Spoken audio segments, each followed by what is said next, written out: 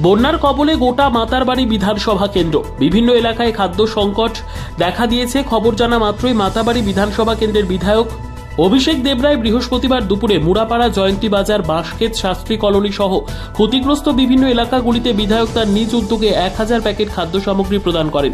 এর ফলে মানুষ তার নিজের জীবন জীবিকা বাঁচিয়ে তুলতে সক্ষম হয়েছে।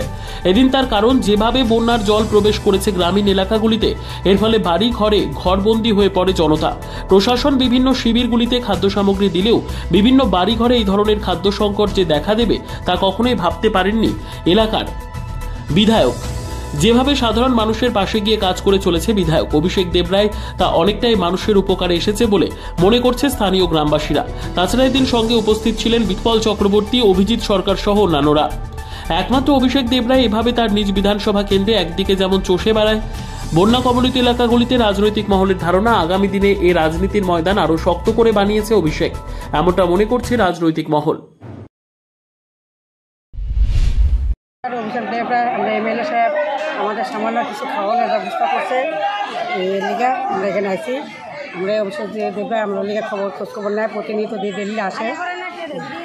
কি দিছে আজকে? আজকে চাল, ডাল, তেল এত বেশি দেখছি না। মানে নিত্য প্রয়োজনীয় জিনিস দিছে। প্রত্যেক দিনই খোঁজখবর রাখতেছে বিধায়ক। হ্যাঁ। এই জায়গাটার নাম কি? এই যে মুড়াপাড়া মনসাটিলা। মুড়াপাড়া মনসাটিলা। এই যে আপনারা যে সহযোগিতা পাইছেন, এতে খুশি নি আপনি? হ্যাঁ, খুশি, 100% খুশি। এই জায়গা কি নাম আপনার? আমার অর্চনা দাস শর্মা।